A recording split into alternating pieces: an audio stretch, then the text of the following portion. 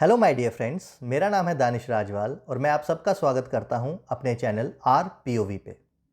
हमारा आज का टॉपिक एक ऐसा टॉपिक रहने वाला है जिसने पिछले दिनों मीडिया में कई सारी सुर्खियां बटोरी, जिसका नाम है वन नेशन वन इलेक्शन, यानी एक देश और एक चुनाव।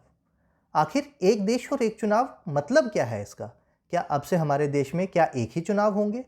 तो नहीं, वन नेशन वन इलेक्शन का मतलब ये है कि लोकसभा यानी सेंटर के और स्टेट असेंबलीज यानी विधानसभाओं के जो चुनाव हैं वो एक ही समय पर करवाए जाएं।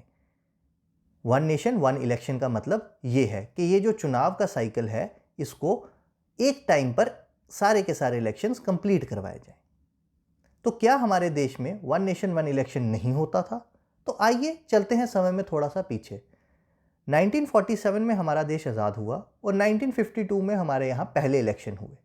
1952 से लेके 1967 तक हमारे देश में वन नेशन वन इलेक्शन जो था वो फॉलो हो रहा था और वो साइकिल जो था वो चल रहा था।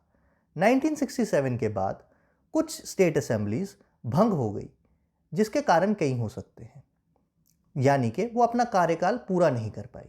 अब जब कार्यकाल पूरा नहीं होगा तो री इलेक्शंस होंगी, और जब री इलेक्शंस होंगी तो उनको फिर से 5 साल का पूरा कार्यकाल देना पड़ेगा। तो इस पूरे के पूरे समस्या में ये जो वन नेशन वन इलेक्शन का साइकिल था ये टूट गया। अब बात करते हैं 30 साल पुरानी।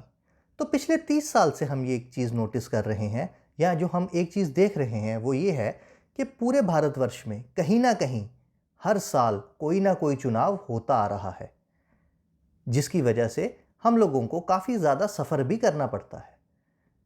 पर क्या इसका कोई समाधान के लिए आज तक कोई बात हुई नहीं? जी नहीं, ऐसा नहीं है। इसकी सबसे पहली बार बात 1999 में जस्टिस रेड्डी कमीशन, जो लॉ कमीशन के नाम से भी हम लोग जानते हैं, उनकी एक रिपोर्ट आती है सदन के पटल पर। उसके बाद नीति आयोग सन 2017 में अपनी एक रिपोर्ट देता है सदन में। इस सदन की रिपोर्ट को बेस बनाते हुए 2018 में उस समय के तत्कालीन प्रधानमंत्री श्री नरेंद्र मोदी जी संज्ञान लेते हैं और ऑल पार्टी मीटिंग बुलाते हैं, जिसके अंदर सभी पार्टी के प्रेसिडेंट्स को वन नेशन वन इलेक्शन पर बातचीत करने के लिए आमंत्रित किया जाता है। और इसके बाद आज की तारीख, यानी कि अभी के समय में अगर हम चलें तो 2 सितंबर को 2023 को एक 8 मेंबर की कमेटी का गठन किया गया है सेंट्रल गवर्नमेंट द्वारा, जिसकी अध्यक्षता हमारे पूर्व राष्ट्रपति श्री रामनाथ कोविंद जी कर रहे हैं, जिसका काम होगा वन नेशन वन इलेक्शन के बारे में एक रिपोर्ट सबमिट करना सदन के अंदर। अब वन नेशन वन इलेक्शन के पक्ष में दिए जाने वाले तर्कों पर आइए थोड़ी सी बात करते हैं। तो इसमें सबसे पहले यह है कि इलेक्शन कमीशन ऑफ इंडिया द्वारा एक एस्टिमेट दिया गया है कि अगर पूरे देश में एक सिंगल इलेक्शन करवाए जाएं तो उसका जो खर्च आएगा वो आएगा 4,500 करोड़। सुनने में तो ये एक बहुत बड़ी रकम लगती है, लेकिन अगर हम इसका कंपैरिजन करते हैं 2014 के लोकसभा इलेक्शंस के साथ, तो उसके अंदर जो खर्च हुआ था वो हुआ था 3,870 करोड़ रुपए का। और उसके एक साल बाद 2015 में सिर्फ एक राज्य बिहार में 300 करोड़ रुपए इलेक्शन के ऊपर खर्च कर दिए गए। यानी कि अगर हम लोग 300 करोड़ का भी एस्टीमेट लगा के चलें, टोटल 28 स्टेट्स के अंदर इलेक्शंस के अंदर अगर हम 300 करोड़ भी खर्च करें और उसके बाद सेंटर के इलेक्शन के अंदर 3,000 करोड़ का भी बजट लगा के रखें, तो आप लोग ये समझ सकते हैं कि पैसा कितना बढ़ जाएगा, कितना गुना बढ़ेगा। तो इससे हम लोगों के जो हमारे वित्तीय राजकोष के ऊपर जो प्रेशर क्रिएट होगा वन नेशन वन इलेक्शन से, उसमें कमी आएगी। इसका जो दूसरा टॉपिक या जो दूसरा पॉइंट है वो ये कहता है कि क्योंकि वन नेशन वन इलेक्शन हो रही है तो कैंडिडेट्स और पार्टीज़ को जो कि प्रचार के दौरान जितने भी वो अपना सामान जो है जिसका यूटिलाइजेशन करते हैं उसके अंदर कमी आएगी और उसको अच्छे से यूटिलाइज कर पाएंगे। इसके अंदर जो सबसे इम्पॉर्टेंट चीज़ है वो है मॉडल कोड ऑफ कंडक्ट का टाइम पीरियड की ड्यूरेशन को घटाना। अब model code of conduct basically है क्या? तो मॉडल कोड ऑफ कंडक्ट को आप आसान भाषाओं में ये समझ सकते हैं कि कुछ रिस्ट्रिक्शंस आ जाती हैं जब इलेक्शन डेट अनाउंस होती है तब से जब तक उस इलेक्शन का रिजल्ट नहीं आ जाता तब तक कुछ रिस्ट्रिक्शंस रहती हैं। और किस चीज़ पे रहती हैं? ये रहती हैं नई डेवलपमेंटल प्रोजेक्ट्स के ऊपर। अब जितना ज़्यादा मॉडल कोड ऑफ कंडक्ट का टाइम पीरियड रहेगा उतना ही ज़्यादा नुकसान होगा मेरा और आप जैसे लोगों का, आम आदमी का। फिर पूरे इलेक्शन के अंदर कहीं ना कहीं काले धन का उपयोग होता ही होता है, चाहे वो कम ही क्यों ना हो। लेकिन अगर बार बार इलेक्शंस होंगे तो बार बार काले धन का इस्तेमाल होगा, चाहे वो कम मात्रा में हो रहा है, लेकिन अगर बार बार हो रहा है तो उसकी जो अमाउंट है वो बढ़ता जाएगा। लेकिन वन नेशन वन इलेक्शन आने के बाद ये अमाउंट के अंदर गिरावट देखी जाना तय है, या आप कह सकते हैं निश्चित है। अगला जो सबसे इंपॉर्टेंट या जो महत्वपूर्ण पॉइंट है वो है लोक लुभावन वादों का उसके अंदर गिरावट आना। आए दिन हम लोग ये देख रहे हैं कि जितनी भी इलेक्शंस हो रही हैं, क्योंकि ये हर एक स्टेट में कुछ चंद महीनों के बाद इलेक्शन आ जाती है, तो पार्टीज़ एक लॉन्ग टर्म प्लान ना लेने के बजाय एक शॉर्ट टर्म प्लान पे चलती हैं, जिससे कि उनका वोट बैंक जो है वो इंटैक्ट रहे। और शॉर्ट टर्म प्लान में वो कुछ ऐसी योजनाओं की शुरुआत कर देते हैं जो कि आने वाले समय में ना सिर्फ उस स्टेट के लिए बल्कि पूरे के पूरे देश के लिए हानिकारक साबित हो सकती हैं। तो वन नेशन वन इलेक्शन आ जाने से ये जितने भी वादे हैं जो लोक लुभावन लगते हैं और जिनका शॉर्ट टर्म के ऊपर ही इम्पैक्ट रहता है और लॉन्ग टर्म के लिए हमारे लिए नॉन बेनिफिशियल हैं, उसके अंदर गिरावट देखने को मिलेगी। इसके अलावा क्योंकि एक ही टाइम पर सिलेक्शन हो रहे हैं तो वोटर्स जो हैं वो बढ़ चढ़ कर इसमें हिस्सा लेंगे, तो हम लोग ये भी देख सकते हैं कि वोटिंग परसेंटेज का बढ़ना इसके अंदर तय माना जाएगा। लेकिन जो इसके अंदर सबसे इम्पॉर्टेंट बात है वो ये कि हमारी सोसाइटी के अंदर जो कम्युनल डिवाइड क्रिएट होता है, पोलराइजेशन क्रिएट होती है हर एक इलेक्शन के अंदर, उसके अंदर हम लोग कमी ज़रूर महसूस करेंगे। अब बात करते हैं वन नेशन वन इलेक्शन के विरोध में या विपक्ष में उठने वाले तर्कों पे। तो इसमें जो सबसे पहला तर्क है वो ये कहता है कि क्योंकि बार बार इलेक्शंस हो रहे हैं तो जो गवर्नमेंट है उसकी जवाबदेही लोगों के प्रति बढ़ती रहेगी।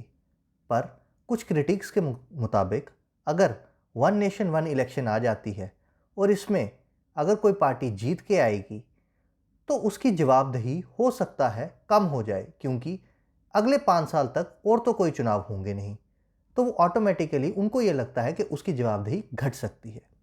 दूसरा तर्क ये दिया जाता है कि जो रीजनल पार्टीज़ हैं हो सकता है उनके लिए कुछ मुसीबत खड़ी हो जाए, क्योंकि अगर वन नेशन वन इलेक्शन होगी तो आमतौर पर यह देखा गया है कि राष्ट्रीय मुद्दे जो होते हैं वो स्टेट के मुद्दों के दबाव देते हैं, जिसकी वजह से स्टेट के मुद्दे उस हिसाब से उठ नहीं पाते। तो इसका कहीं ना कहीं फ़ायदा राष्ट्रीय पार्टियों को ज़्यादा होने के चांसेस लगते हैं। फिर एक स्टडी के मुताबिक, IDBI की एक स्टडी के मुताबिक एक जनरल पैटर्न देखा गया है कि अगर स्टेट और सेंटर के इलेक्शंस एक साथ करवाए जाएं तो 77% चांस है कि वोटर्स सेम पार्टी को चूज करें। लेकिन यही परसेंटेज घट के 61% रह जाती है अगर स्टेट और सेंटर के इलेक्शंस के बीच में 6 महीने का गैप डाला जाए। परंतु जो सबसे बड़ी इसके अंदर विरोधाभास है वो ये कि हम लोग वन नेशन वन इलेक्शन में ना तो म्यूनिसिपल इलेक्शंस की बात कर रहे हैं और ना ही पंचायत इलेक्शंस की। अगर तो म्यूनिसिपैलिटी और पंचायत के इलेक्शंस इन्हीं के साथ हों तो और ज़्यादा बेटर रहेगा, लेकिन अगर ये अलग से करवाने पड़ जाएं तो हम लोगों को फिर से वही खर्चा करना पड़ेगा, उतना ही टाइम वापस लगेगा। तो वन नेशन वन इलेक्शन का जो पूरा का पूरा एक साइकिल है वो कहीं ना कहीं वापस से ख़राब होने के चांसेस बढ़ जाएंगे। अब बात करते हैं चुनौतियों की जो वन नेशन वन इलेक्शन के सामने आने वाली हैं। तो इसके अंदर जो सबसे पहली चुनौती आएगी वो आती है कॉन्स्टिट्यूशन और उसके लीगल फ्रेमवर्क की। अगर वन नेशन वन इलेक्शन करवानी है तो उसके लिए हमें कॉन्स्टिट्यूशन के अंदर कुछ अमेंडमेंट्स या बदलाव करने पड़ेंगे, और वो बदलाव 5 मेजर आर्टिकल्स में होंगे। और वो 5 आर्टिकल्स हैं आर्टिकल 83, आर्टिकल 85, आर्टिकल 172, आर्टिकल 174 और आर्टिकल 356। इन आर्टिकल्स में अमेंडमेंट के बाद इन्हीं आर्टिकल्स को कम से कम 50% स्टेट से वापस से पास करवाने की ज़रूरत पड़ेगी, जो कि इस समय थोड़ा सा मुश्किल लग रहा है क्योंकि समय का अभाव है सेंट्रल गवर्नमेंट के पास।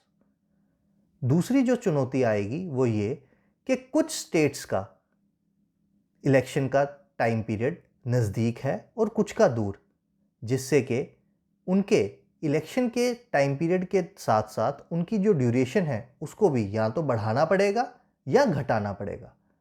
अब वो स्टेट्स जिनका तो टाइम पीरियड बढ़ेगा वो तो हो सकता है राज़ी हो भी जाएं, लेकिन वो स्टेट्स जिनका टाइम पीरियड घटेगा वो तो हरगिज़ राज़ी नहीं होने वाली। तो इसके लिए सेंटर को इन सभी स्टेट्स के साथ मिलकर एक ऐसा प्लान बनाना पड़ेगा जिसके अंदर कि दोनों साइड्स की स्टेट्स आराम से इसके लिए राज़ी हो जाएं, जो कि खुद में ही एक बहुत बड़ा चैलेंजिंग टास्क है। फिर अब इतने बड़े इलेक्शन को कंडक्ट करने के लिए इलेक्शन कमीशन ऑफ इंडिया को कम से कम 30 लाख वीवीपैट्स और ईवीएम मशीन्स की ज़रूरत पड़ेगी और इन्हीं के साथ साथ कई हज़ार की संख्या में सेंट्रल आर्म्ड पुलिस फोर्स की भी ज़रूरत पड़ेगी और उनके डिप्लॉयमेंट की, जो कि एक चैलेंज बनकर नेशन के सामने हो सकता है आगे आए। अब ये सब तो रहा बहुत आम सी चुनौतियाँ, लेकिन जो सबसे बड़ी चुनौती रहेगी वो रहेगी एक नो कॉन्फिडेंस मोशन की चुनौती। अगर किसी के अगेंस्ट, किसी लीडर के अगेंस्ट नो कॉन्फिडेंस मोशन आ जाए और वो पास भी हो जाए, तब तो गवर्नमेंट गिर जाएगी, तो फिर से ये साइकिल जो है वो डिस्टर्ब होगा। तो इसलिए इस नो कॉन्फिडेंस मोशन को थोड़ा सा इनोवेटिव तरीके से चेंज करने की ज़रूरत पड़ेगी। तो नो कॉन्फिडेंस मोशन के साथ मान लीजिए कि अगर किसी के अगेंस्ट भी ये मोशन आता है तो उस लीडर को हटा के उसकी जगह एक नया लीडर को रखा जाए और उस लीडर को कहा जाए कि वो वोट ऑफ कॉन्फिडेंस वापस से हासिल करे असेंबली का या लोकसभा का।